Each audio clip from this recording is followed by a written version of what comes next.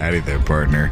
Welcome to the cowboy episode of Imperial Cantina, your favorite podcast from far, far away of your co-host, Jackson Deline. And I'm your other co-host, Braydon Leadbetter. Leadbetter. We got a very special guest today who's a returning guest here on the Western Special. Returning guest. We're going to be talking about Solo, a Star Wars story with our very own. You know him from Cinema Shakedown. You know him from our Force Awakens Imperial Cantina episode. We got Jordan Dennis in the chat. How are you, Jordan? Well, howdy there, partners. Howdy there, partner. Are we going to be doing this the whole time? No, actually, I was waiting until someone said something. Jackson would have committed the whole 2 hours. Honestly, I just wanted to make sure that that's what we were doing. I said it's the Western episode. Like, this is the cowboy one. This is it. Hey, Jordan, how are you, man? I'm doing okay, man. How are you doing? That's good. That's good. We're doing well. We're hanging out. That's good. That's good to hear, man. Welcome Great back. to be back. Welcome back on the show. Good to have you. Good to hang out. I guess we'll start out with the kind of basic Star Wars questions we got going for you and see what your vibe for it. What have you been up to, just Star Wars wise? Man, that is a good question. You asked me this question like 2 or 3 weeks ago? I don't think a whole lot has really happened between now and then. I'm still looking forward to all the stuff coming out. I think you convinced me. I think I am gonna watch Bad Batch. Yeah. I was Braydon. I was a little worried about watching it because I was like, I haven't seen Clone Wars or Rebels, and I was like, maybe I should watch those first before. But I'm like, you know what? I think the biggest thing holding me back from watching those is I feel like I kind of missed their moment a little bit. But if you want to, just watch the season opener. Like the first two to 3 episodes of season 7 of Clone Wars, and you're good. That's all you need for Bad Batch. Fair. You'd only need to watch those few couple. Honestly, that's kind of what I've been wanting to just shit can the last season of Clone Wars and just be like, at least I watched that. Right. Yeah. That's kind of what I did, and then I went back and finished it. So but I hear nothing but good things. I'm gonna get to it eventually. Yeah. Right? Yeah. But, I'm excited. I think that'll be really cool for it coming out soon. Other than that, I mean, Book of Boba Fett I'm looking forward to. Ahsoka, even though something about a time travel tree. I don't know. Oh, you're talking about the world between worlds. Yeah. It's like there's a tree. And that's honestly like the last, I don't know, that's the last like 4 or 5 episodes of Rebels even then. So the most convoluted concept in Star Wars is the world between worlds. I think that's kind of cool though that they were just like, fuck it, time travel. Yeah, like I think that's an admirably ballsy move. It's not even like time. I guess it is like time travel. It's just it's weird, like magic force time travel, but like in its simplest form. It's the world between worlds. It's just the force between forces. Yeah, there's like a weird dimension they go to, and they can like hop into another point in space time, and it's really convoluted and weird. And having never seen Rebels or with no concept of how that force between force works, I'm pretty sure that's what they're going to use to bring Darth Maul back. But that's just my wild card theory. I think he's a very popular character, and I think I don't know, like his death is cool and impactful, but I can totally see Disney just like staring at the nuclear button to bring him back. I've been thinking about that too, because Ray Park has been kind of hinting that he's been doing Maul stuff again. That's what I'm saying. And speaking of Maul, he makes an appearance in a film we'll be talking about very, very shortly. I think the idea is that to make it canonical with his mindset in Rebels is that if he does show up in Kenobi, they're gonna make it to where Maul thinks that he's dead by the end of it. Because Kenobi is dead? Because Maul thinks Kenobi's dead in Rebels. That's his whole plot with the holocrons. I feel like faking his death kind of serves to only benefit Obi-Wan. He doesn't really want people to know who he is and shit. Yeah, that's true. So that they can work itself out. Yeah. If the whole galaxy thinks Obi-Wan Kenobi is dead, then that helps him be able to be good old Ben the Hermit.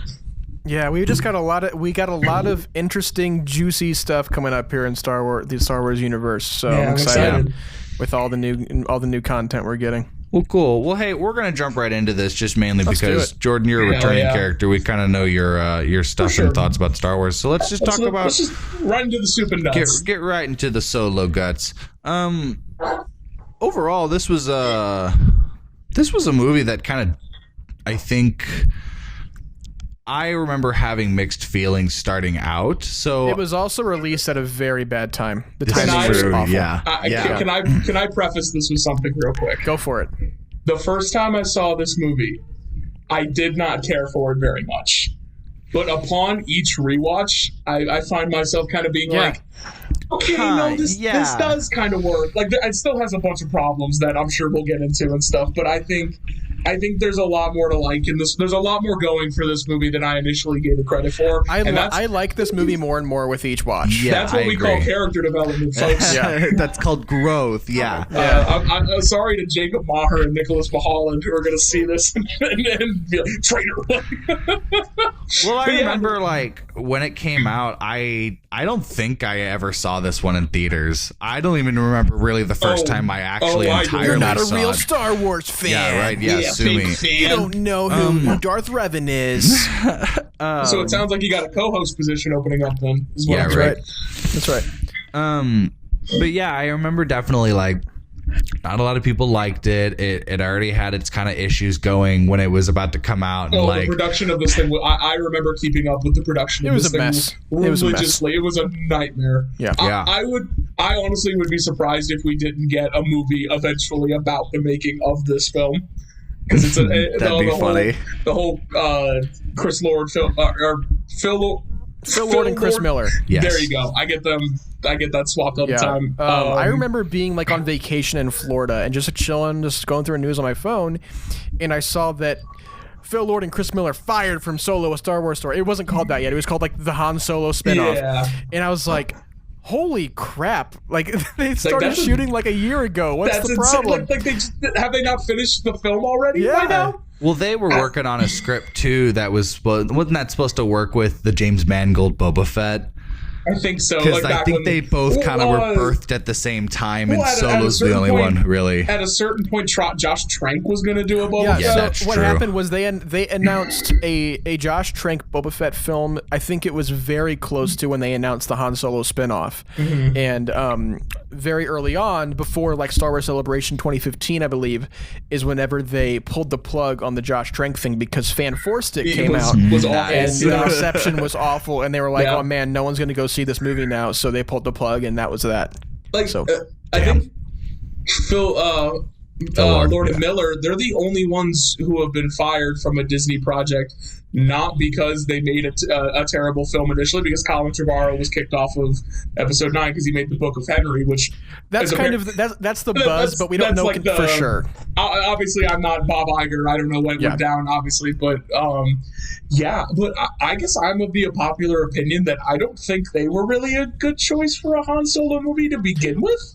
Yeah, I was kind of thinking curious about that too. I think it would be much more comedic. That's what I'm saying. Like I think with Han Solo, like I guess the idea of making it like an improv comedy is novel, but I think the tone you should strike more with a movie like that is a little bit more not serious, but like Indiana Jones essentially is. I think that's the first thing I thought of too, tone wise, was Indiana Jones fun adventure. I think this movie finds an acceptable middle ground somewhere in there. It's a little gray area where this movie operates. Yeah. Jordan, where does this sit in your Star Wars ranking out of all of the movies we have? Right in the middle. I would give if we were on my show, I'd give this like a 5.5. It is for me for this movie. I feel like every time it takes a step forward, it takes a step back. You feel me?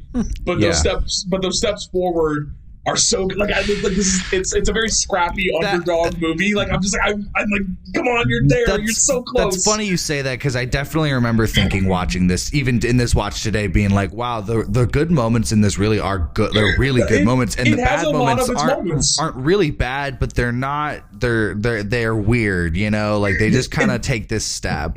There's a lot of weird choices made that I think it comes from this like time in filmmaking where everything had to have a prequel, everything needed to be explained and stuff like that. And I think the approach to this movie is very on the nose. Yeah. And it is very. I noticed it a lot in the dialogue. Like just something's a little off. I don't know what exactly it is. It's just something almost like a almost fan filmish, but not in like a bad way, but just in like you're not used to feeling that when you're watching a Star Wars movie. It's written by the Kasdans, isn't it? It is. Yes. Which is funny. Larry and his son John wrote this movie. Yeah. For some, I don't know if this is true or not, but I feel like his son comes across a little bit more in this because the language is a little more more modern, a little more like conversational and stuff. It definitely feels like John is the one who took the reins on this one for sure. And it's not like a terrible script or anything. Like it's good. It's solid. I remember the early buzz being like, "Oh my god, this is one of the best Star Wars scripts I've ever read." Early on, I remember hearing that, but I remember hearing that too. Actually, you say that. Braydon, where does this sit in your rankings? Man, this is the one in my. I don't want to call it it's my rankings are always very. Don't take them to heart because it changes hourly, daily. Right, but that's true. This is the one that jumps around the most because when I watch it, I'm always very optimistic about it, and then the longer I stay away from watching it, the more I'm kind of on it. But I've never disliked this film. I've always, whenever I watch it, it's fun. I have a great time watching it. But I think, like Jordan said, it's somewhere in the middle for me. It's not, like I've always said, the lowest Star Wars film in my ranking is always a great film. But this is just one that it has grown on me the more I've watched it. But again, this is the one that's just jumped around in my rankings the most because I'll watch it, I'll love it, I'll watch it, I'll be like, it didn't really work for me this time. But then I'll watch it again and be like, I love this scene, so that really worked for me. And then it just changes every viewing. It's very good about like in the moment. It's very like enjoyable and watchable and everything. But then like a few days later, I'm kind of like, oh yeah, I did watch that movie. Yeah. I think I would say, this movie sits low in my ratings just because I'm kind of in a mixed bag about it. And I think I kind of switched this in and out with Rise of Skywalker. Is that I don't hate either one, but they're definitely not my first, second, third. I can't wait for your rewatch because I promise you've only seen it like once all the way through, right? I've seen it twice now, all the way through. I can't wait for your rewatch because every single time you're like, man, that's powerful. Man, that's powerful too. And you're like, okay, different movie, different podcast. Yeah, we'll talk about that, but like, I just had a realization. I think a lot of my problems with this movie are also a lot of the same problems I have with Revenge of the Sith. Because I was like, this is about right on par with the Revenge of the Sith for me, where I feel like there's so much cool stuff going on that's just kind of like held back just like a little bit. And it's like come on, like you're there, you're getting it. But the moments that do work really do. I mean, obviously we'll get into the nitty gritty, but yeah. Jordan, what was your first experience seeing this? I know you saw it in theaters. I did see it in theaters. I saw it with my good friends Nicholas Bahaland and Jacob Maher. We're all big Star Wars nerds. I went to bat for this movie a lot coming out. I know the hype was kind of mixed or whatever. Yep. Like I said, when we saw it, and maybe this was just me being like a cynical high schooler. Like I'm way nicer to movies now. I feel just generally. You were in high school when this movie came out? No, I'm sorry. It was 2018, wasn't it? I was thinking 2017. So it would have been freshman year of college. So cynical college kid, you know what I mean? But again, like I rewatched it. The last time I rewatched it before this one was before Rise of Skywalker came out, and I remember kind of being like maybe this isn't as bad as I initially thought. Like it's fun, like everyone's kind of doing their thing, it's a good time. And then on this rewatch, I'm just like so I feel like since my first experience with it, and also like we dogged on it, we were making fun of it, and I feel like that kind of maybe like dampened the opinion of it of everything. Yeah. But every time I've rewatched it, I've liked it a little bit more. So I'm thinking you learn to let go and have fun with each watching. Yeah, especially on this last rewatch, I'm like, yeah, this is a good time. Like it's what's happening here is enjoyable enough that I'm like I can't bring myself to hate it anymore. Right? Yeah. I agree. Braydon, what about you? When did you first see this? I did see it. So I bought tickets again, like I have done with every Star Wars theatrically released movie. Is I bought tickets months in advance. I went to Denny's for all the promotional materials and stuff. Nice, yeah. I just remember going into this movie. I remember just watching it and being like, "Yep, we got a Chewie and Han shower scene." We couldn't do this one at a time. Yeah. But yeah, I remember kind of being conflicted. Like, I was tampered by my own expectations of what I wanted this movie to be, and I think that is something that a lot of people get caught up in. What they want to see versus what they're given, and if it doesn't meet up to their expectations, it's kind of like a disappointment. Yeah. And I think I was kind of stuck in that trap of, I'm ready to see this bleed into A New Hope, and I'm ready for like the Rogue One treatment of Han Solo, and I didn't get that, so I was like, ooh, I don't know, because I kind of wanted to see Tatooine and Jabba and that kind of thing, and I wanted to see the transition from the Falcon being this neat, pristine, pretty ship to this kind of piece of junk that Han Solo ends up with. Yeah. And when we didn't get that, I was like, okay. And it kind of sat with me for a little bit, and I was really negative about this movie for a very long time. And then, like Jordan said, it's just something where you kind of, with every viewing, you sit down and you just, once you learn to let go, and you're like, all right, I'm just going to have a fun experience with Han Solo and Chewbacca and this whole gang, and I'm just going to have fun and watch it. And that is, I think, is what this movie is meant for, is for you to just like flip it on and just ride along for the ride. It's this dumb, mindless adventure. This is a very solid pilot for a TV show that will never get made. Yeah. I think very early on this was going to be a trilogy, and due to the poor financial performance, they kind of pulled the plug on that super early on.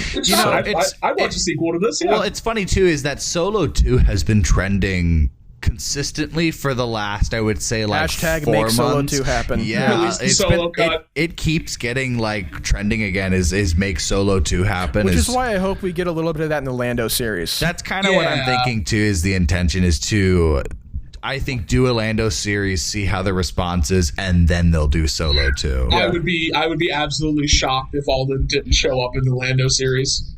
Well, I think we actually had a news story last week or 2 weeks ago. I can't remember, but it's basically Lord and Miller said that they would be down to come back for some kind of Solo, some kind of Solo sequel or something. Honestly. Yeah. I'd watch that. I think that'd be kind of solid on Disney to kind of give them the chance to give sort of a redo, I guess, with the second one. Yeah, especially if you have something like if they're executive producing like a series, exactly, and they're not like directly creatively directing. I think it could be different. That's kind of what Disney is. I think they're learning to do it a little more. They kind of started doing it a little bit more with Marvel, but I think they could benefit to do it a little more with Star Wars, is give the creatives a little bit more of free reign, because that's what makes the original Star Wars so great, is that it's this weird artsy, like out of pocket, like sci-fi that's George Lucas's unbridled vision. Like I think that's where we're going forward with agree. Like I think with Star Wars and Lucasfilm. Dave Filoni, Jon Favreau, like the fact that these are like filmmakers and creatives like at the helm of this stuff makes me really excited. And we got the Taika Waititi thing. Exactly. We got Patty Jenkins doing her own thing. So that's what makes me think like maybe Lord and Miller coming back into the fold isn't exactly so far-fetched. I think it could totally happen. Yeah, cool. Well, cool. Let's kind of get into the fun little the gits and gats and guts. Oh yeah, let's actually talk about the movie. Talk about this. Let's go beat by beat.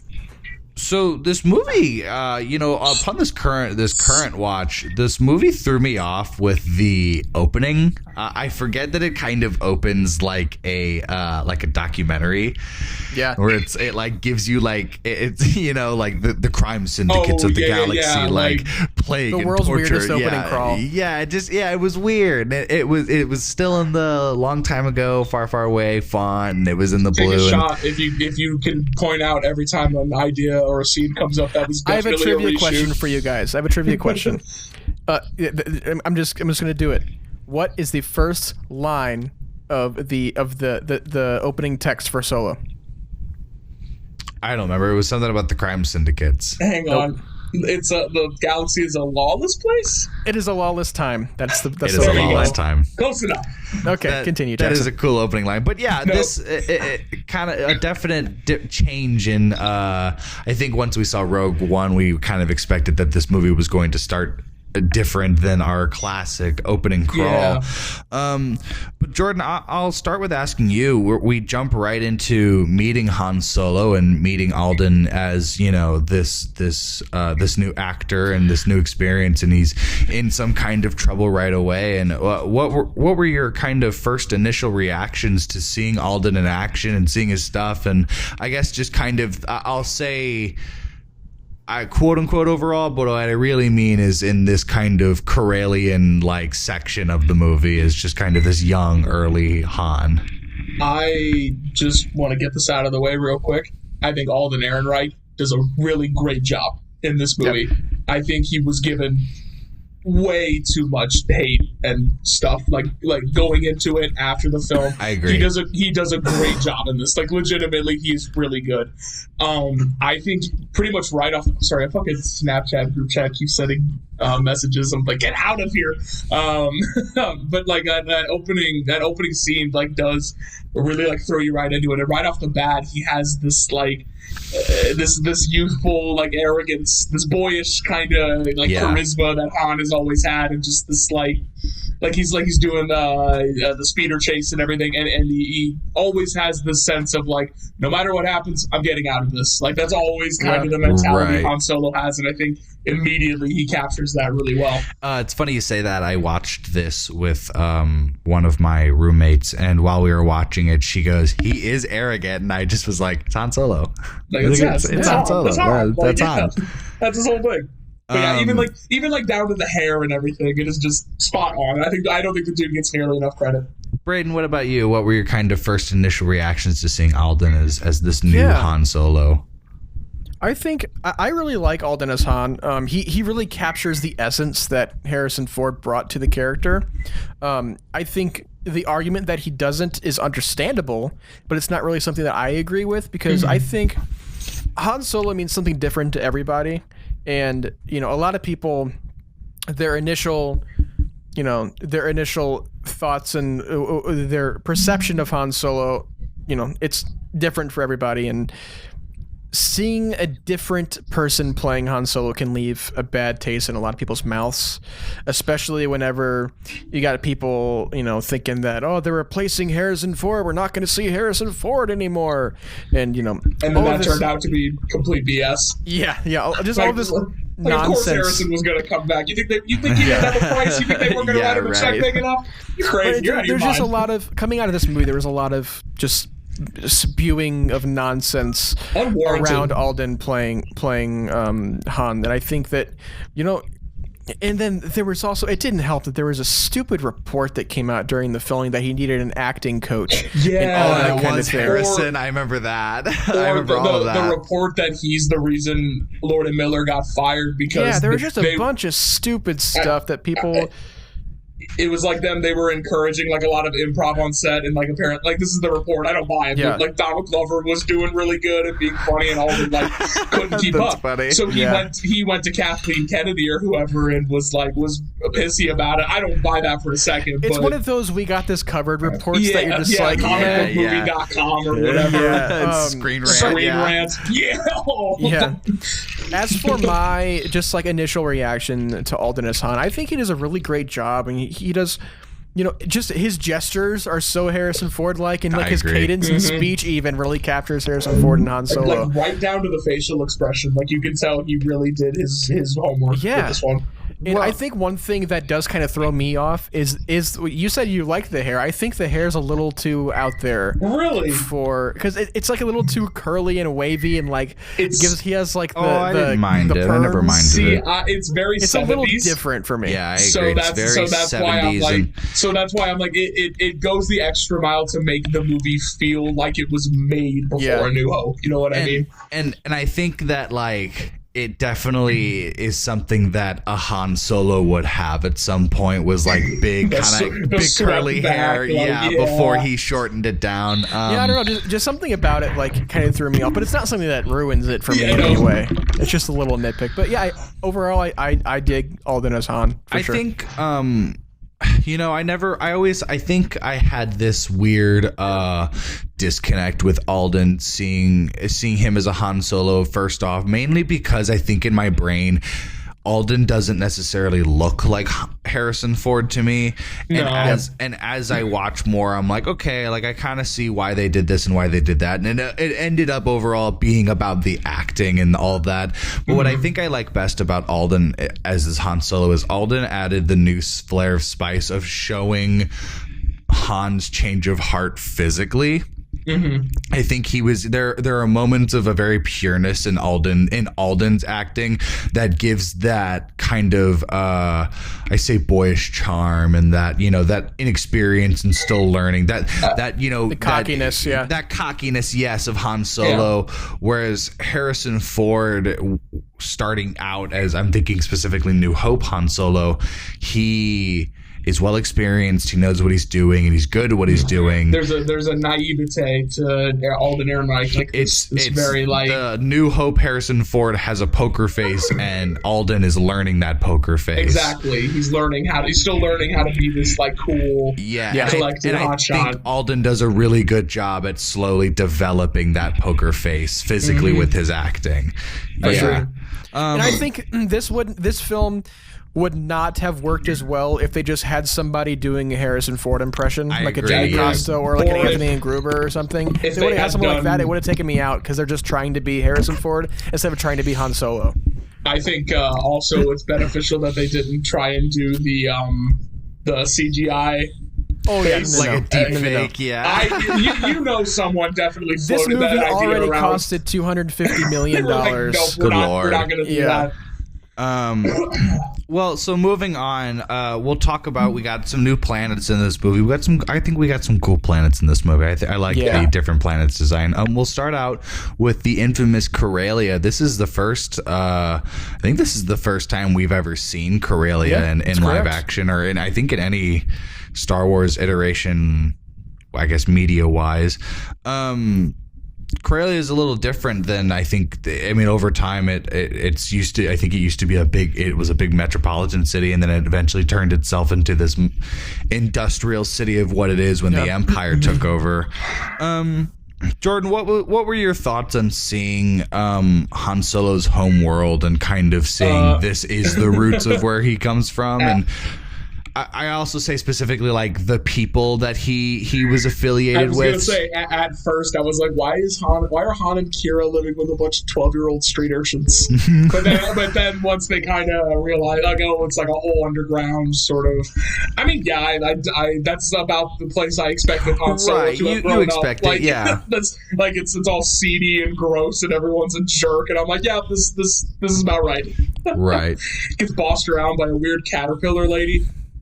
Braydon, what about you? I think the look they gave Corellia is very gloomy and not somewhere you would want to hang out if you were in the Star Wars universe, because, especially with the Lady Proxima stuff, I kind of want to talk about her for a second, because I just want to know you guys' thoughts on the bit they go for when he has the rock and he's like, I have a thermal detonator right here. You click that with your mouth. Did that comedy moment work for you guys, or were you like, oh brother, here we go? It's literally only the line. You just made a clicking sound with your mouth. Everything else about that scene works, but it's that weird like millennial meta humor where you're like identifying the joke that I'm kind of like, all right, that is a little too far. Like the concept is funny, Well, but what I think is funny too is that the only people who get it are Kira and Lady Proxima, and I think it's like all of the kids are like, everyone's like, oh no, like he does. God. Like it's funny to see that. In my mind, I don't think anyone bought it. Like everyone is just standing around, like he's done this before. Everyone's like, come on, Han, can we just wrap this up? And I think that's what's so effective about it to me, is that the way people react to that moment, it's just like, oh, come on. But I also noticed watching it this time, I don't know if it's my TV or what, but it is such a visually dark movie in the beginning, because like you're sitting there like kind of squinting, like, is that Han? I can't really tell. The cinematography is very gloomy and dark throughout this entire film. I'm just gonna say this now. That might be my biggest issue with this film on a technical level, is that the cinematography is good, like the images are there. It's just the lighting is so weird and very dull. dim, and I think that's Ron Howard. Mostly because that's how most of his films look. I also think Bradford Young also has a lot to do with the look of the film as well. I think that's also... Is he the cinematographer? Yeah. I think that's also the attempt of they were trying to recreate this Western, and a lot of modern Westerns at this Westerns like at this point were these gritty, dark, No Country for Old Men kind of movies. I will say it's definitely a lot better on Disney Plus, and I'm sure on the DVD release than it was in theaters. In theaters, I could hardly tell what was going on the whole time. It's like, can someone turn the brightness up on the projector, please? There's we'll talk about it, but there's that scene later with like where he's on like the front lines and there's like explosions and everything going off and like all this bright stuff, but in the theater I still couldn't be like, I was like, who's who? What? Like, well, it's funny you bring that up. Continuing on, Han and his love Kira gets separated, and Han essentially has to. Luke was really like, "Hey sis, I'm gonna give you these dice that belong to your dead husband." His ex-girlfriend gave them to him. I'm sure they'll mean a lot to you too, sis. She's just sitting there like, what? Oh, thank you. Han Solo, very dedicated to get back with the girl who he's just not going to end up with. Well, I mean, it's Amelia Clark. Some other dragons you're talking about right there. And he enlists in the Empire. Where they give him his name. Right. Han Solo. What do you guys think? What do you think about that scene? Really? I kind of like it, only because it does feel very, very unnatural, but I think the way that, because I don't think that was necessarily the Imperial recruiter guy. I don't think that was him giving Han his name. I think that was him just like saying out loud, "Oh, you don't have a last name, I'll just put Solo at the last one." And Han kind of took that to heart as like, oh my God, Solo. Yeah. And the one change I would make, the one small change, is that Han, like, just thinking quickly, is the one who comes up with the name Solo. Because that means it comes from him, so it's him. It's a rebirth essentially. Like he's giving himself this new like again, conceptually not a bad idea that he just comes up with this name to get into the Imperial Registry or whatever. But again, just like that slight tweak, I think would have made it a little bit more effective for me personally. Right. Yeah, I think for me, it's not a make or break thing. That moment, exactly. It's so inconsequential that I'm kind of like whatever. So, with Han joining the Empire, he actually, what he becomes in those mud troopers when he's fighting he becomes infantry, which, I told him I want to be a pilot. No, sir. No, you are not. Well, what's funny is that in the Empire, the infantry is essentially made up of like all of the scum of the Empire. It's everyone who couldn't complete academy, who fall out of line, to the point that they're treated so low that stormtroopers are essentially like elite soldiers to them. They're treated what? That stormtroopers they're so low, like Solo. What's this movie called? Solo. So I think it's not surprising at all that Han ends up in the infantry and just imagine fighting. Being in such a poor station in life that you look up to a stormtrooper. Yeah, right. Oh, I wish I was more like those guys. Excuse me. So I really like this scene of the planet's called Mimban. And where this gritty, it's the mud troopers. It's all, he goes, great, more mud. This is definitely I would say one of the grittiest actions wartime scenes. This is definitely very Rogue One-y. This is very encapsulates Rogue One, and I specifically think the scene, the Hoth scene in Empire, where they're all lining up, and it's that like when they're all waiting for the AT-ATs, and it's just that silence. No, like the ATSTs getting like dropped in by the transports and everything. That's a very, and like it's like from Han's perspective, so it's like looking up, and so it's these massive war machines. Chaos, and there's lasers everywhere. Yeah, it's crazy. No, I love that line. Where's the Major? Well, he goes, then you're gonna die. That's what happened to the Major.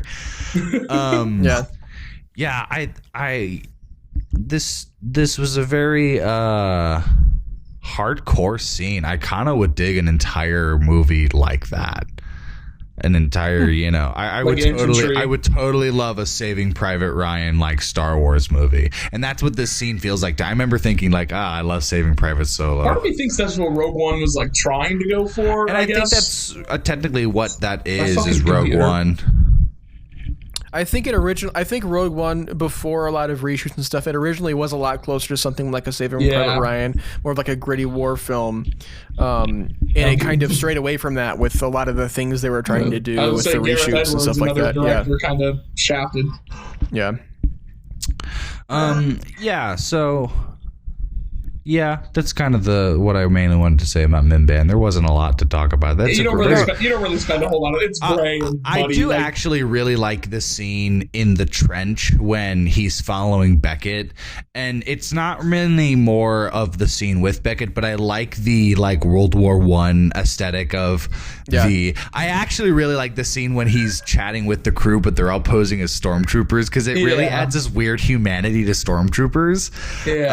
And just kind of like the wartime banter that they have in the middle of a firefight. Woody Harrelson is really good in this. Oh, he's great. I agree.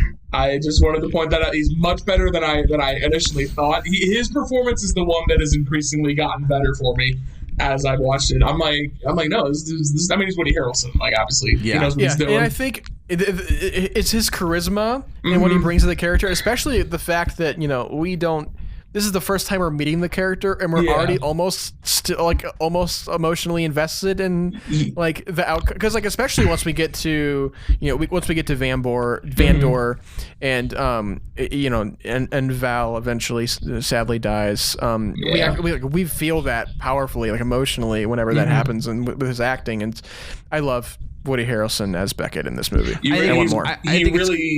Sorry, I didn't mean to cut you off. As I say, he really sells this idea of this old gunslinger type, who used to be kind of hot, but now he's kind of in his twilight years of this criminal enterprise he's undertaken. And I remember as soon as he was casted, I was like, that's probably gonna be the Han Solo mentor character. Well, what's funny too is he was actually chosen over Christian Bale. Christian Bale was supposed to play that role originally. I don't think that would have worked as well. I agree with that as well. I think Woody Harrelson was established well enough as a badass that he could make this character go cold serious whenever he wanted. If I'm thinking alternative casting, maybe McConaughey.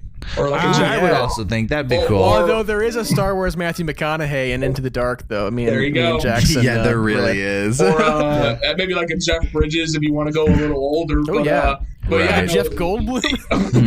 Yes, he'd be perfect.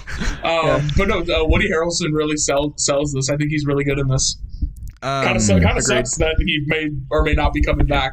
We'll get into that later. Spoilers. Yeah, right. So moving forward, we'll talk about kind of Beckett's crew later, but I want to talk about the second kind of main character into this movie, even though he's definitely got the classic treatment that he's got. I actually love the line, "Take him to the Beast," and he goes, "The Beast." The Beast? Yeah. That's meant for a misdirect, and you're like, we know it's Chewbacca, man. Yeah, right. I actually really love the introduction introduction to Chewbacca in the scene. I love how scary they make him, and it kind of throws me off that Chewbacca really is just this 8 foot tall like person, because his hair really isn't that long. Yeah. So like from a distance, it just looks like a really hairy dude just like beating people up. I mean, that's essentially Chewbacca is just a really hairy tall dude. He's Shaq. That's all he is. Jordan, what are your thoughts on just kind of this first introduction to the classic Han and Chewie? I liked everything except when Han speaks Wookiee. Really? You don't like when Han speaks Wookiee? That's the moment it loses me. I'm like, oh, okay. Because it's such a weird change. I agree. But I get that he does it to kind of earn Chewie's trust a little bit. Right. But Chewie can understand English. I think I've always thought it was really funny that Han's like the only one that can understand him, but can't speak back in his language. So he just responds to something like "catty," and just fixes it through. I don't know. That's a joke that falls a little flat for me. But I think overall that scene is really good. Like, I think the circumstances that they meet and everything are really cool, and like the plan they kind of formulate to get out. Like almost off the bat, they're working together like in tandem. I think the Wookiee language, the Wookiee talk. Maybe it's just because Alden's Wookiee voice is so bad. Well, I think it would be funnier if it didn't go on as long. I like how it's the like one and Chewie stops and he's like, "Yeah, I speak a little bit." Like, and then he has immediately has a full conversation with it. Braydon, what are your thoughts on the Wookiee talk and Han's connection to Chewbacca and I guess their first interaction together? I wonder how Chewie got into the hands of the Empire here. Kind of what conspired and went down to make Chewie kind of like the slave of the Empire. Isn't he like he'd be like a war criminal? Isn't he like a Kashyyyk general or something like that from the Clone Wars? Yeah, he is technically friends with Yoda. I like to think that, because I mean, the Empire immediately went to work on Kashyyyk and enslaved them all. So maybe they had captured Chewbacca and like tortured him to try and get Yoda's location out of him. Because maybe they thought. Yeah, I don't know. I'm sure it's explained in canon somewhere. I'm sure there's a book or a comic or something. But it makes me wonder that. But I really love how immediate the connection is between Han and Chewie, especially whenever, like you guys said, whenever Han starts speaking Shriwook, and Chewie's just like, "Wait, what? You can speak?" He's like, "Yeah, I speak a little." That's such a Harrison Ford line, by the way. That is the most Harrison Ford line. And then the whole how, as soon as that happens, they immediately are ready to like team up against the Empire. It's such Han and Chewie fashion. Like right off the bat, they're already sharing one brain cell between them. Like they formulate that plan to trick the troopers and get out of there. I love the moment when they first are flying the Falcon together, and Chewie does this trick, and he slaps Chewie in the arm, and he goes, "Nice move." I love their like banter together and just their camaraderie is maybe the strongest part of the movie, I think. I would agree. Yeah, character-wise at least. Yeah. So we said Chewie and Han, they break out and they eventually join Beckett and his crew. I actually kind of like this campfire scene that they have where they all kind of get to know each other. You're skipping the shower scene. Oh yeah, where they. Oh my god. They get scrub-a-dubby in the shower we need together. A whole episode around the shower scene. The shower scene. I don't like that canonically Han and Chewie have seen each other naked, but I accept it.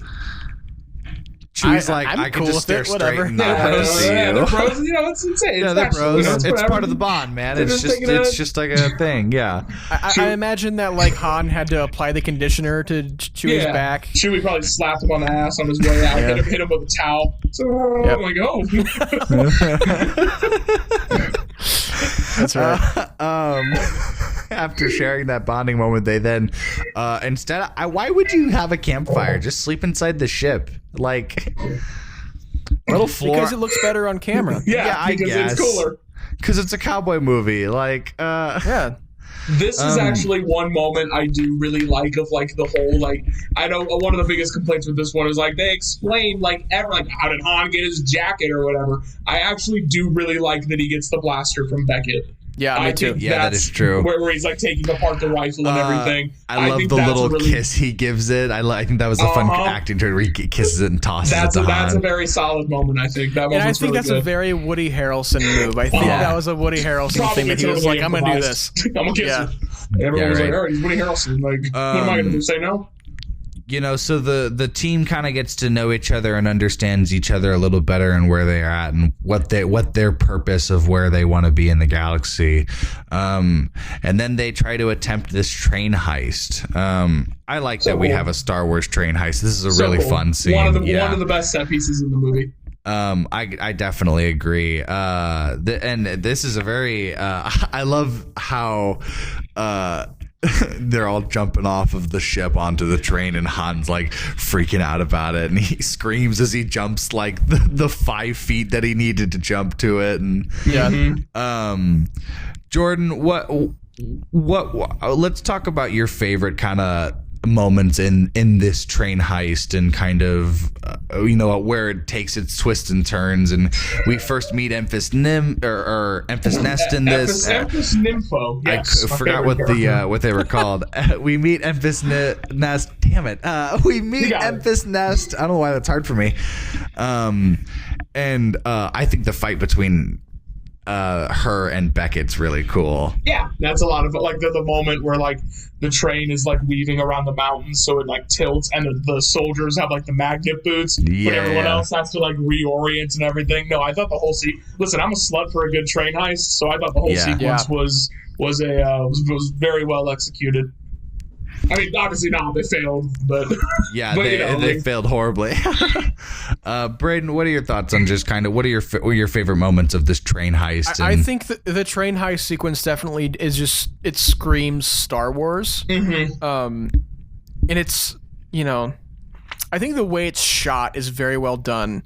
The intensity of this whole sequence is so high, and like the stakes feel so high for this too, because it's basically make or break for their mission. I think this is the first scene where John Powell's score really gets a chance to shine, and you get all these different, like you get some callbacks to some earlier stuff, and then you get the new inclusions of like the whole choir score and everything with Emphas Nest and stuff. So I just wanted to give him a shout out. I think this scene. I love the Cloud Rider theme. It's so great. Yeah. I think that's really good. Well, cool. This heist is kind of a big turning point in this movie. I think this movie does a really good job at kind of it shows that Han is good on his feet and just how he can do damage control, because Han does cause a lot of damage. And I think the first real kind of serious input of this is them having to deal with this failed heist. And I think a final note of the Vandor heist, the actual explosion of the coaxiums are really cool, like visually, so like against the mountainside. It reminded me of freaking what's his name, Jango Fett on the Slave one. The seismic charges, the bomb. Yeah, the seismic. That's what it kind of reminded me of a little bit. So with this and some big losses, we lost. Was his name Rio? Is that John Favreau's name? Rio Val. Yeah, and I kind of wish John Favreau Monkey got to stick around for a little bit. He was great. Yeah, he was fun. Yeah, and that's so heartbreaking when like Han gets up in the ship and he goes, "It looks worse than what it is," and he's like, "I just need to rest my eyes." You're like, "Aw." Yeah. But the remaining crew of Han, Chewie, and Beckett decide that the best plan of action is to go back to their employer, and we meet our villain of this movie, Dryden Voss, who's played by Paul Bettany. I think Paul Bettany is a terrific actor, and I do like Paul Bettany in this movie a lot, just because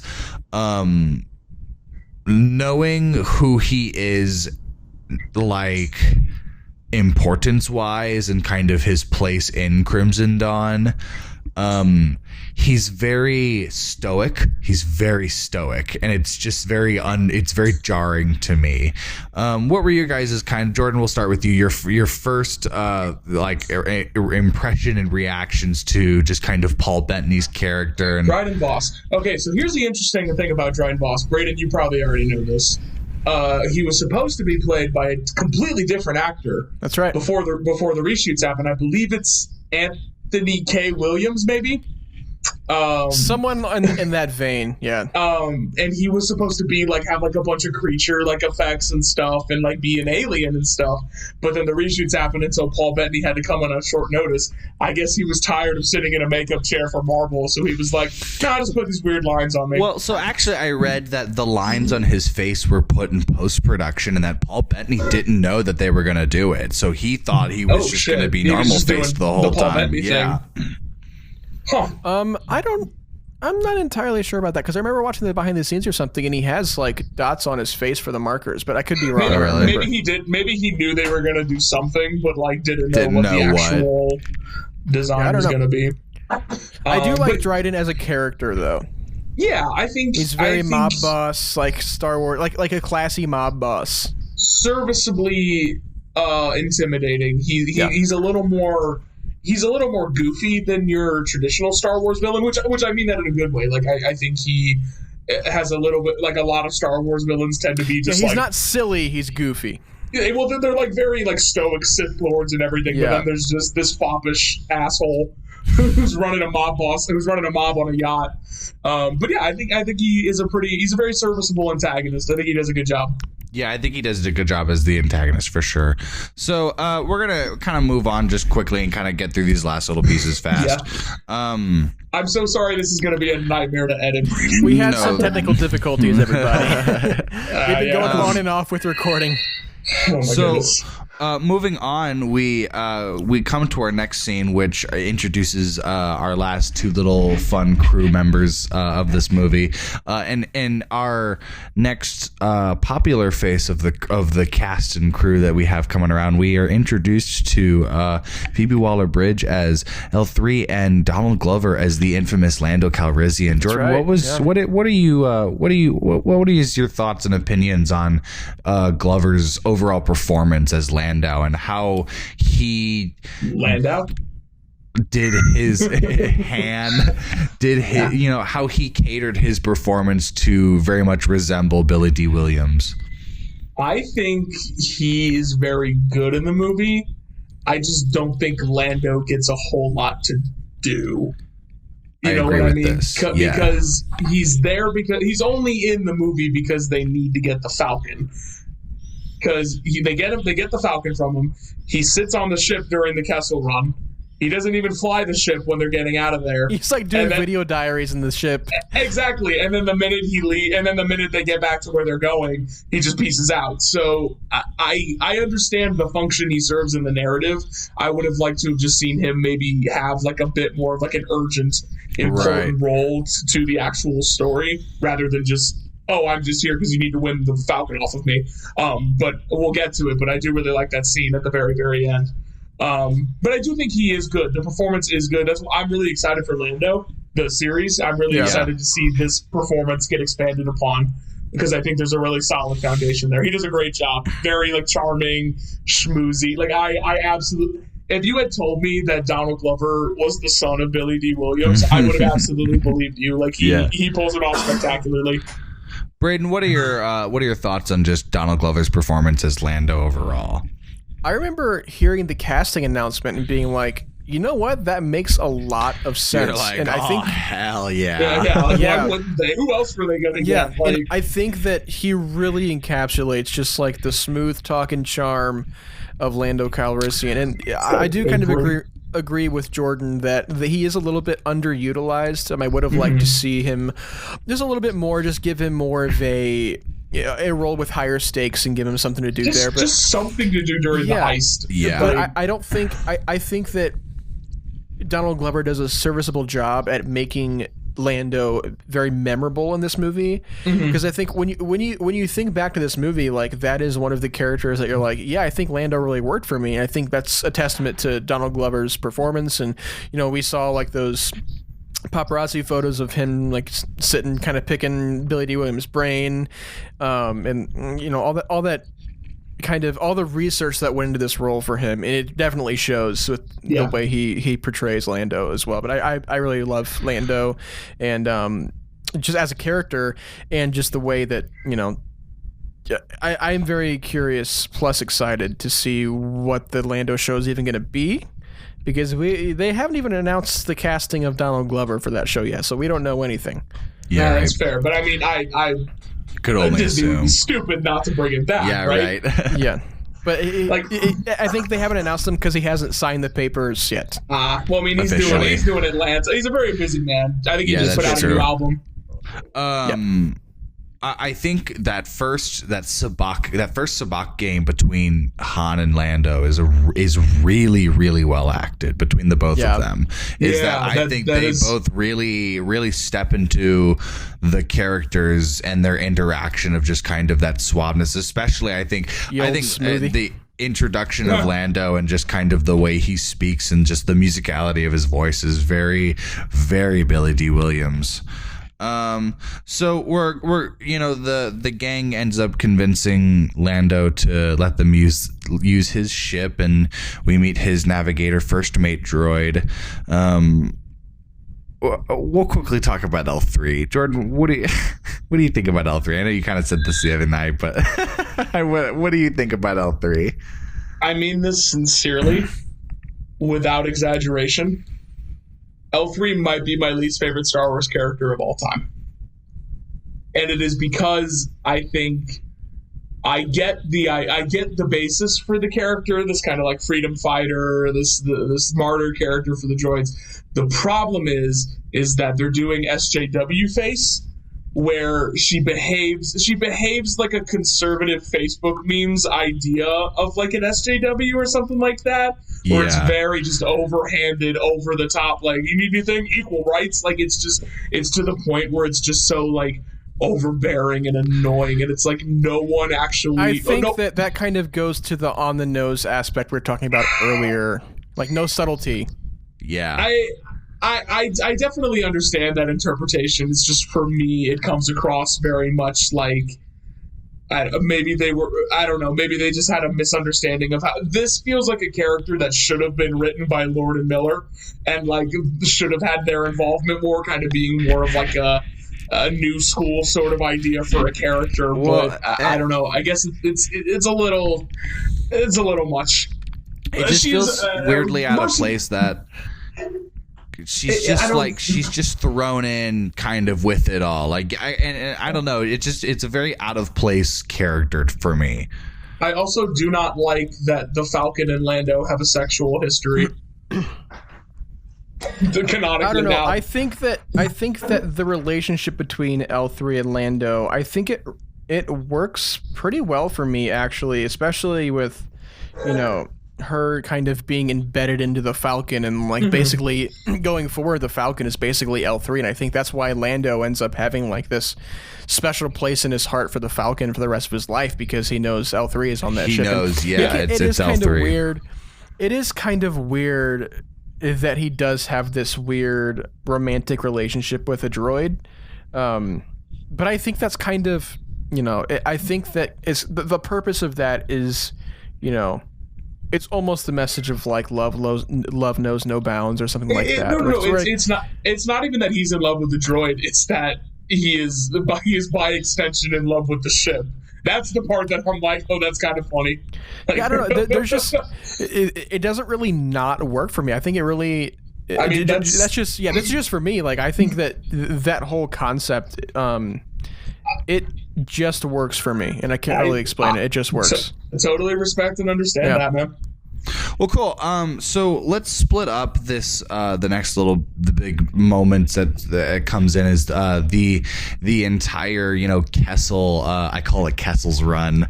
But who's Kessel? we'll start out with the heist aspect, and we'll kind of talk about just the planet itself. Kessel's been around many times before. It's in the Clone Wars series a bunch. It's referenced all the time. It's referenced all the time. Yeah. It's so it's cool seeing Kessel in live action. I think the Kessel set's really cool. I think it looks really neat. I love the like tunnel mines that they have for it. Yeah. Jordan, what are your kind of thoughts about how I say how this situation devolves kind of into just this big massive breakout, like in this I remember watching it and kind of being like, wow, this really did just turn into a massive shootout in the end. Like, I think it's funny that like L3 was like, rebellion, like this is the start, and they're gonna look back and be like, what happened today, and be like, I don't know, but it just turned into this giant gunfight. Like, yeah, I don't know, things just went real south real fast. So yeah, what are your kind of thoughts on just the overall heist and the achievement of their goal? From the start of the heist to them escaping is the highlight of the movie. I think the heist is really interesting, and the whole conceit of Han having the idea to go after the raw coaxium and everything. I think that's really clever. Like that's like his idea and came from him and everything. And I just think it's pulled off really well. The whole trope of like using him as like a fake prisoner and everything. Like Chewie's like, oh, I'm sure I'm going to be in this situation before. Yeah. Like bringing them to the what are the Pikes? Is that the name of the? Yeah, that's the crime syndicate. Yeah. Yep. And it's like bringing them as slaves and everything. And I guess this is the one thing. This is the one action I approve of L3's, where she goes in and kind of goes a little AWOL and incites this like breakout and everything. I think that adds like a whole interesting wrinkle to the whole play. Obviously, no good heist ever goes completely right. I do like the line L3 has when she pulls the restraining bolt off the droid and she goes, "Go, be free, do whatever you want." And like kind of, I think it's a gonk droid, and it gonks at her, and she goes, "I don't know, just get out of my way." Yeah. Braydon, what are your thoughts on just the Kessel heist and their achievements? And I think the consequences that come with it as well, especially L3 being kind of shot down and taken out. Yeah, I think this whole heist sequence, again, it's so Star Wars adventure. Yeah. Like I've said this before. I think that this whole sequence in this movie feels very much like a really great episode of Rebels or something like that. Like you get this heist, and it's kind of, stakes are kind of high, and they're, they got to pull all these maneuvers, and like they lose people throughout it. Like it's almost like a latter half of a season of Rebels or something. Right. But I think that it brings to light this mystical Kessel Run, and you've asked pretty much your whole Star Wars fan life is what is this Kessel Run they keep talking about, and it's never really talked about, and getting to finally see what that entails and what this Kessel Run is. It's very interesting, and it's almost like, is this a thing that smugglers do? Is going to Kessel and stealing their coaxium or something? Yeah, it's like, they speak of it as if it's like something that can be done multiple times. Yeah, like something that is almost like a tradition. Yeah, so I'm not entirely sure what the whole idea behind calling it the Kessel Run is, but I definitely enjoy this sequence. It's enjoyable for sure. Yeah, it's just a fun, again, with this whole movie, it's this turn your brain off and enjoy it thing, and I think that's why I respect this movie a lot because of that. Is because it doesn't require you to know of a detail that was mentioned in the first act to come back and be paid off or something like that. It's nothing like that. It's just you let go and have fun, and I think that's what's so enjoyable about this sequence in this movie as well. And Disney Star Wars sure loves their giant tentacle monsters. Absolutely, yeah. Well, moving on with and talking about the Kessel Run, that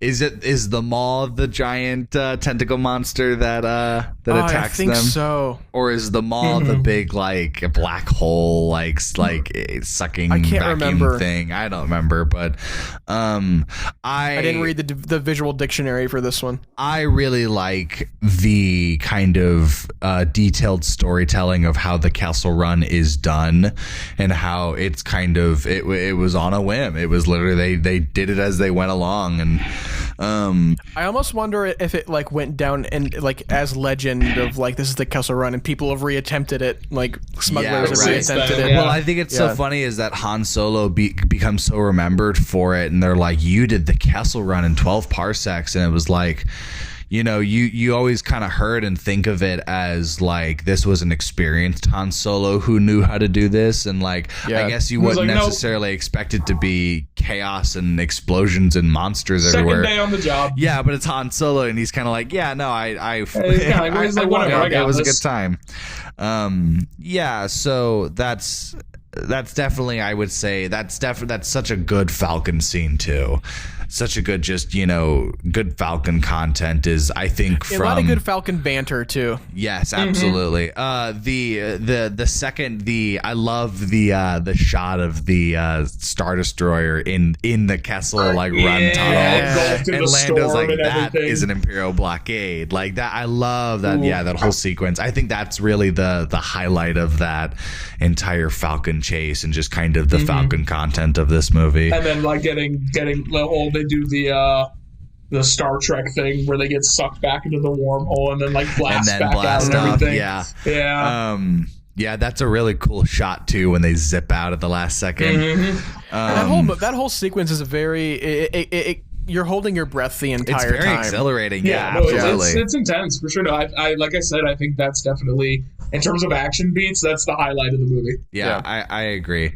Well, cool. So moving on, they get the raw coaxium, and they have to get it to Savareen to get it refined. I think it's really funny that they're like, Savareen, it's this refinery that's not an Imperial jurisdiction. It's like this this open building shop like that they just have in the middle of nowhere. This weird beach shack. Yeah, this weird like beach shore planet thing.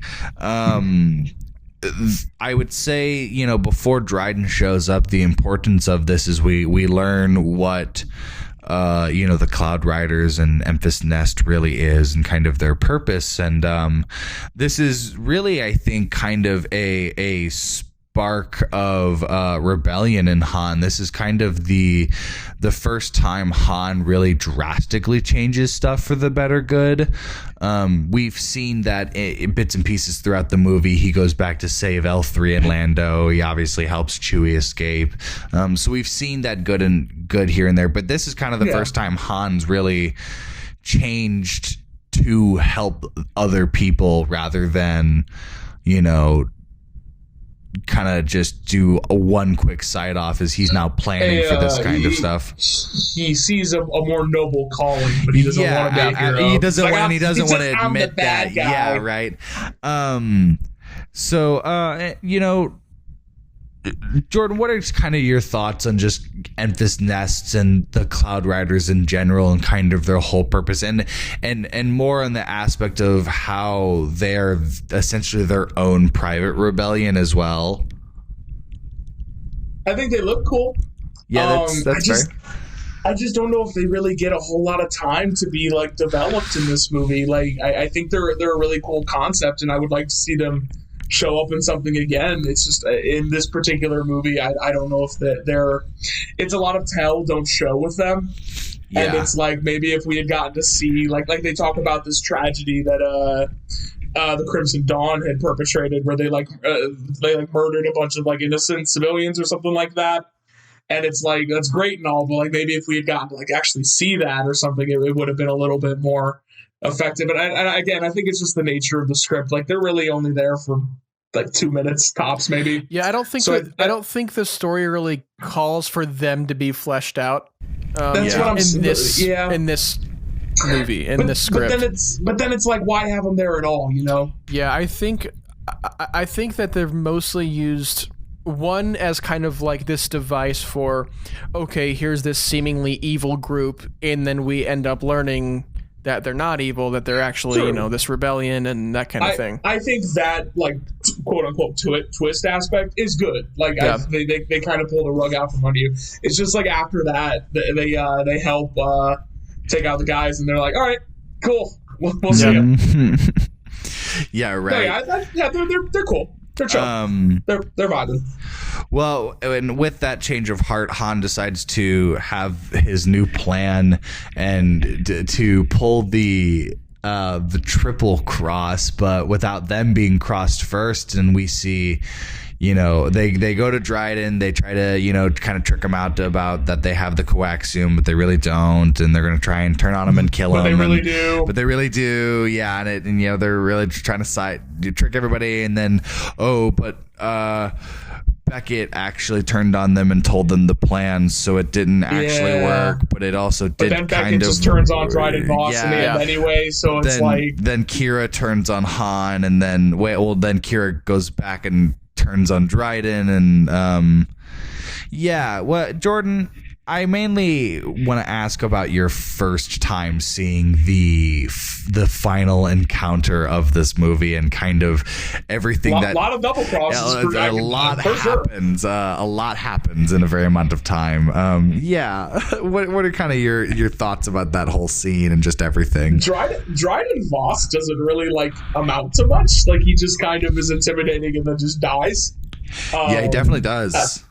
I kind of like that Woody Harrelson kind of becomes the real villain of the story. Yeah. Almost because I don't think it's quite as good, but their relationship reminds me a little bit of, you guys see Treasure Planet? Yeah. It's very Jim Hawkins, John Silver. I don't think it's quite to that extent, but that's... But you're also very right on that. I completely understand that, yeah.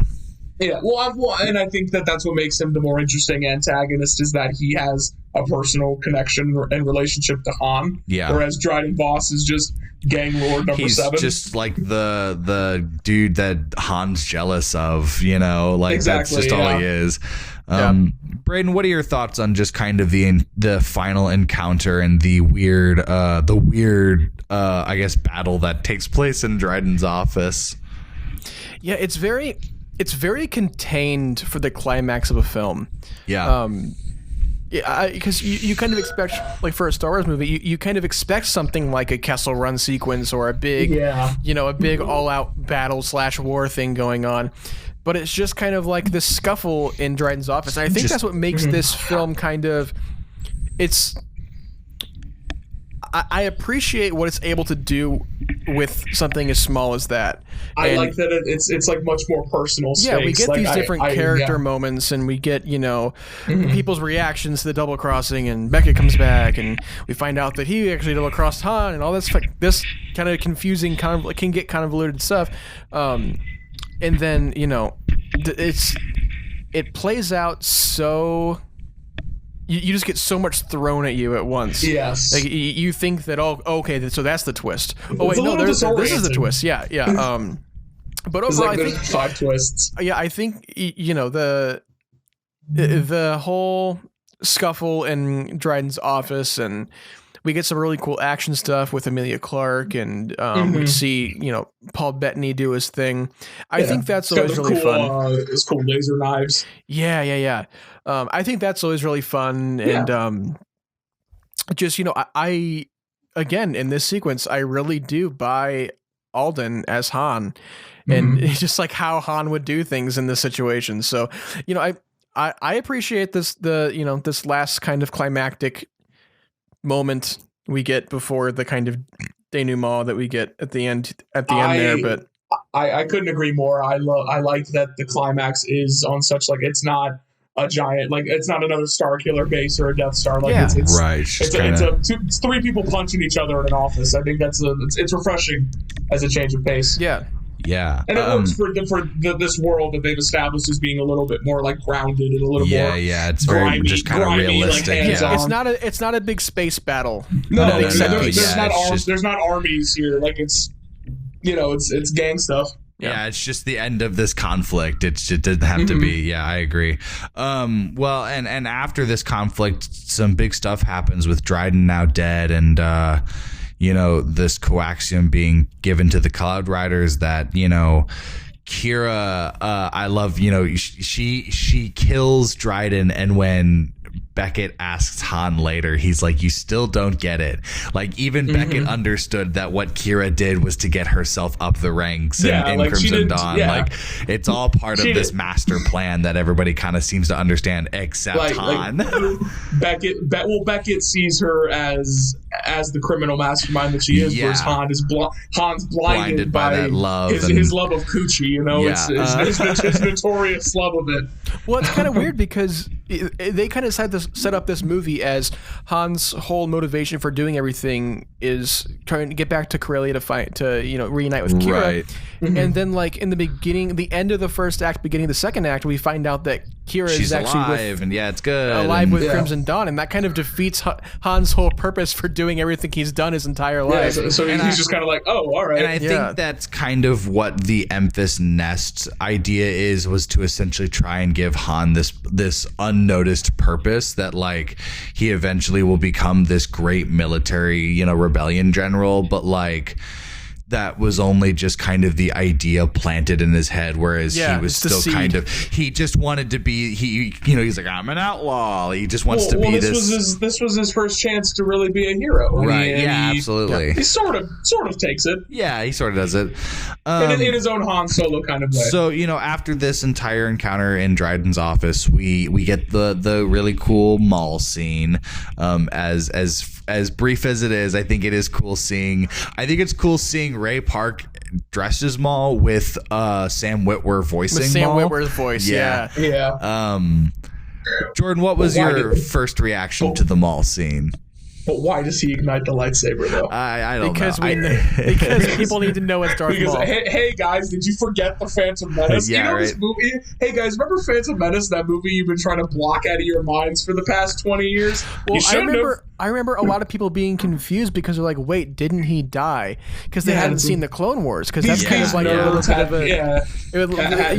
It's kind of like an inside baseball kind of thing because, imagine being this casual Star Wars fan who you've only really seen the movies and you don't really follow the Clone Wars or anything like that, and you think Darth Maul's dead, and then you're watching this and at the end he pops up and you think that Darth Maul popping up is this big reveal that, oh my god, Darth Maul's still alive, and actually we learn that he's... From that angle, if someone had no idea, had just seen the movies, I could see how that would be like an effective reveal and everything. But for I guess, I don't know, this is just me personally, I'm like, oh yeah, this is cool, like oh yeah, I know you got that, like I didn't think you left it behind, but I mean, yeah, it's cool. I think that's like that is a cool reveal, and his inclusion is kind of interesting because I don't know, I normally don't associate those two parts of Star Wars, like the gang, the crime syndicate stuff, and like the Force, Jedi, and Sith stuff. So it's kind of weird seeing the space on the Venn diagram where that overlaps. But I honestly think that this moment is what makes me want to see the story continue with Kira and Crimson Dawn and all that kind of thing. Absolutely. I would love to see Han Solo take on Darth Maul. Are you kidding me? That sounds like the coolest thing I've ever heard. It's funny. Braydon knows this because obviously with Clone Wars, it's funny. You really only see the start of Crimson Dawn. You don't really see the active Crimson Dawn. The goings-ons. Yeah. And then by the time Rebels happens, that's the Crimson Dawn. Yeah, by the time you meet Maul in Rebels, Crimson Dawn is over, Maul, and he's an old man. And so when is Solo to A New Hope? How far back? They say about 10 years. Yeah, before. I think Solo is going to take place the same time as when Kenobi is going to take place. Yeah, it's just kind of right in the middle of this. It's like smack dab in the center of that 20-year time frame. It threw me off because I thought it was good. So the way it was kind of structured, like they go to meet Jabba in the end, and then my dumb monkey brain was like, "Oh, they're gonna go do this job for Jabba, or job for Jabba." I love this that. Job for Jabba, and like they screw him over or whatever, and then that's where they are in A New Hope, and then I'm like, "Oh, that's kind of weird that this." Yeah, no, but then you realize that like. Han has this debt to Jabba that he has to pay off, and he has to spend on the he run spends from Jabba. all of these years trying to pay off his debt to Jabba. So I think it's really funny that they talk about, they don't really say Jabba's name directly. They say this big gangster, but I think that's we know. they're like, well, they're like this big shot gangster, but like, who doesn't know who Jabba the Hutt is? Like, the Hutts have been around longer than literally any other crime syndicate in the galaxy. Yeah. Like, how does nobody know who Jabba the Hutt is? So I think that's kind of funny that Han, What if it's not Jabba the Hutt? inexperienced Han Solo just showing up on Tatooine, going to Jabba. Where is Cad Bane? Bring Cad Bane back. Cad Bane. I still think he's going to show up in Mandalorian at some point. Totally off topic, but The old man Bane, but yeah. that's what I get. Ed Harris. Yeah, I think Ed Harris would be a killer. So Sorry, completely off topic. Closing up this movie, the final encounter with Beckett and Han, I think is really good. I love This is my that favorite scene in the entire movie. Yeah, this is also one of my favorite scenes too. I think this moment is Han Solo distilled, where like Beckett is still trying to like play these fucking games with him, and Han is just like, nope, just caps him, and it's like that is so Han Solo, where he's just like, I'm not gonna sit here and listen to you monologue when I can just shoot you and get what I want. I think that is Han learning from Beckett that is, and his that ways. is the lesson Beckett's been trying to teach. Pay attention. Yeah, and Beckett even kind of says like, oh, hey, I'm kind of proud of you for doing he's like, that, I want man. you to, right. He's like, damn, good job. I would have done the same thing. Yeah. He's like, no, it's fine. No, it's dumb. What was the instrument he wanted to learn how to play? Back there was that running like it's sort of with a V, I think. V, yeah, like a. Oh, I don't know. Something like that. I was just gonna make a point about how like he never did get to learn how to play that I instrument. also want to point out the foreshadowing when we first meet Beckett. He is wearing the armor of that Imperial captain, and there is a bullet or like a blaster hole in the chest, and that's actually how he dies. Is he gets a blaster in the chest? Okay, that's a needed. It's a little nugget that I noticed this time. I didn't pick up on that. I was like, really hey, that's cool. in the same spot that the armor was in.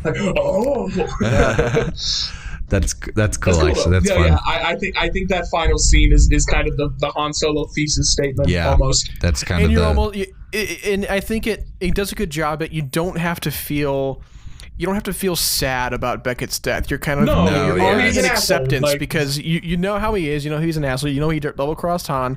You know that like he's basically, we don't care about him much anymore because he did what he did. So you're ready to accept his death before it even happens. And I think that's why it didn't need to have this big emotional moment. Yeah, it's emotional for Han, and that's why it matters. Yeah, it's put into a position where we as the audience are willing to accept that he's gone now. Yeah. But like for Han, it's still this big like transformative moment for him. For sure. That's really the moment I think where Han Solo, the outlaw, is born, is when he kills Tobias Beckett. That is when he's got the blaster. That's because to me that's the first real like outlaw thing he does. And we get that Western standoff with them. Exactly, but he just guns down this dude mid-speech. Like that's kind of in cold blood. That's cold-blooded. That's very Han and Greedo.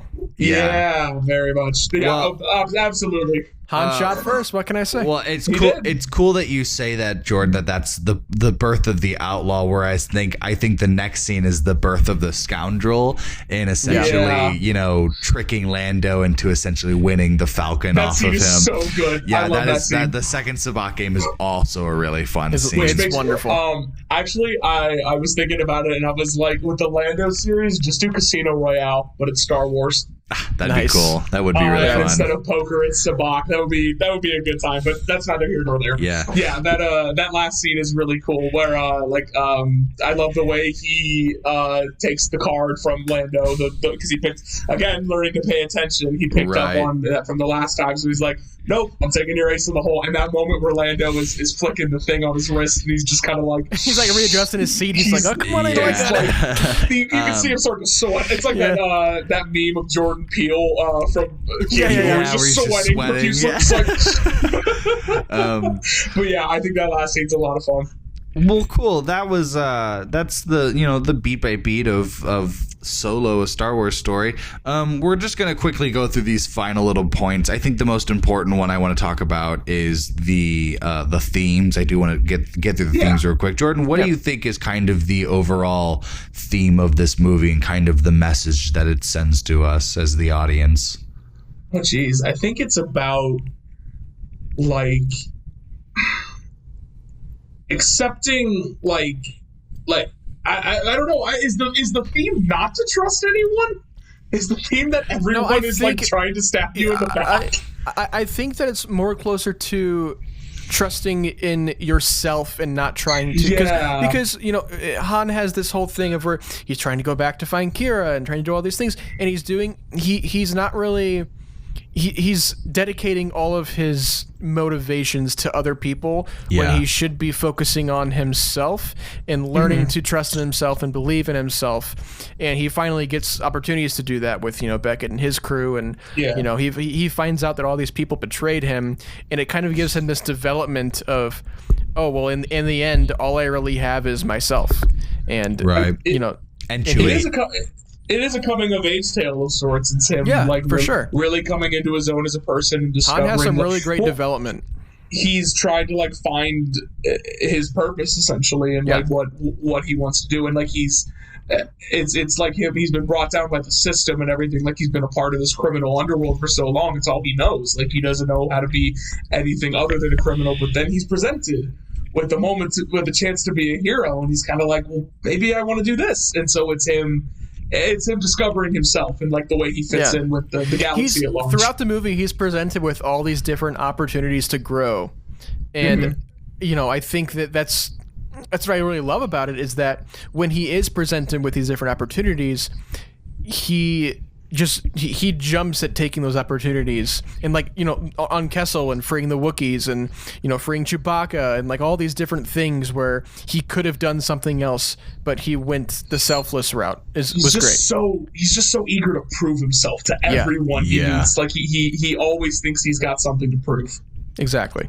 Yeah, absolutely. Do you guys have any quotes that stood out to you in this movie that as something that stuck with you, or? I do love the quote from Rio where he's like, if you ever fell asleep in the arms of a Wookiee, it's the best sleep you'll ever have. I can tell you, I can tell you what I do think is the one line that made me bust out loud laughing. 190? You look great. I think that line is, I love that line. Incredible. That's I love so good. all of the Han and Chewie banter in this movie. I think is really good. The first scene specifically, I think, is really good banter. Their relationship at the core of this film is what I think works, and I think moving forward, if they do go with a sequel, I think maybe trim some of the supporting cast and really focus on them and their relationship, because I think that's the strongest part of any Han Solo story is the camaraderie he shares with Chewbacca. Yeah, I also love that they have. I also love we talked about kind of the music. There? I got about 50 hired guns. And then it just Lando going, I hate you. Yeah, I'm gonna be waiting on my ship for my cut, and then I never want to see you again. And then there's the bit at the end where he looks at him and he's like, Han, I see you, bud. So we talked about the music a little earlier in this, but were there any other moments in this movie where the music really kind of stood out deep with you guys? I think during the Kessel run, is it the asteroid music that plays from Empire? It's Like it's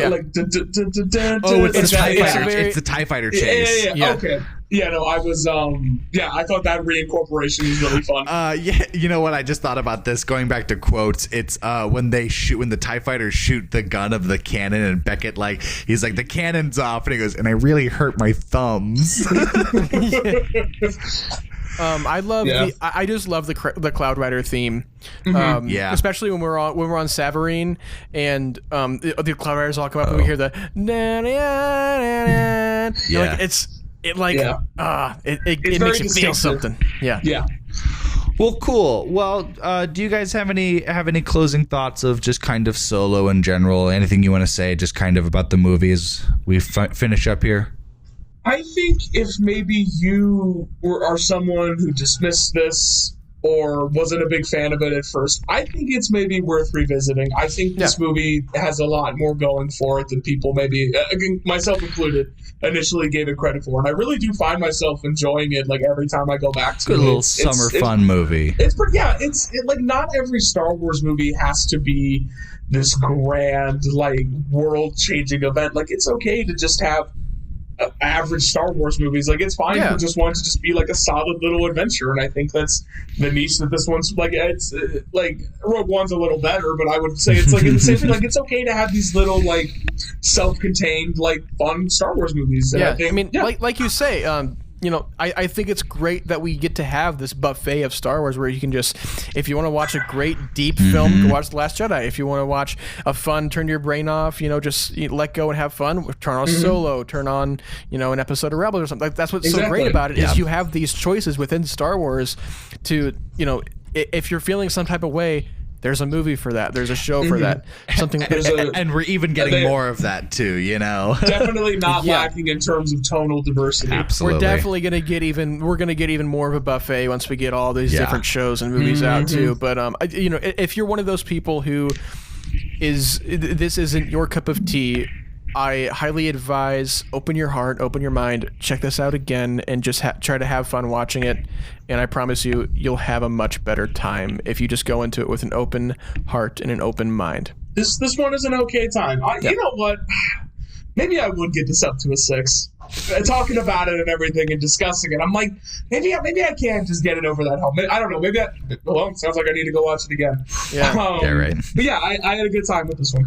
Jackson, what about you? I think this movie does a fantastic job at showing a handful of the people who live in this Star Wars galaxy and their day-to-day struggles in life, and giving it a very natural sense of it.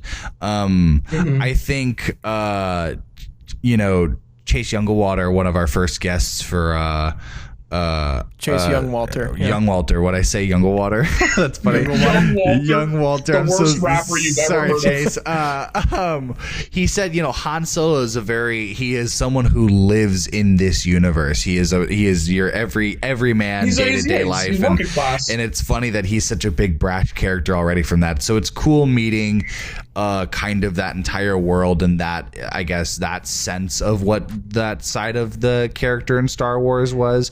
So yeah, that's kind of my final say. I love the gritty realness of this movie. A little peek behind the curtain of kind of the day-to-day life goings on and stuff. Absolutely. And I gotta admit, I was a little iffy on the whole Han Solo movie thing, and you know, this movie has really grown on me in the past few viewings. So I would watch a sequel if it ever gets made. Absolutely, yeah. # make Solo 2 happen. Make Release Solo the 2 Solo happen. cut. Yeah, right. Well, Jordan, I can't thank you enough for hanging out and shooting the shit and chatting with us. I apologize again for the technical difficulties. No, don't even be sorry. But we powered through it. Jordan, where can they find you on your social medias? And if you want to plug in Cinema Shakedown and kind of talk about what Cinema Shakedown is. Absolutely. I am the co-host of Cinema Shakedown along with my good friend Kyle Craigbaum. It's a weekly film podcast. We usually we'll go see a new release or something and review that, but we'll also pick like broad topics to discuss or films that we love and everything. This week we'll be reviewing, speaking of Lord and Miller, The Mitchells vs. the Machines, great animated movie they just produced, and we're talking about the first 4 Saw films leading up to Spiral coming out. So you can follow Cinema Shakedown on Instagram and Twitter, both at Cinema Shakedown. You can also listen to us on Spotify, Apple, Anchor. We are on Apple, by the way. Thank you for letting us know that. Cool. You're welcome. But yeah, and you can follow me personally on Twitter at @the_fatman99, on Instagram at CryptoKing11. That's CRYPTO King11. You can follow me on Letterboxd at my name, Jordan Dennis. And Braydon, that's pretty much it. Groovy. Braydon, what about your socials?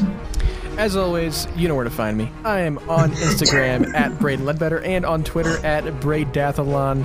And my Letterboxd is also just my first name, last name, Braydon Leadbetter. So if I've never plugged my Letterboxd before, but since Jordan's here, I feel obliged to. So I'll have to follow Jordan on Letterboxd. Oh, absolutely. I will look that up once I get my phone back in a second.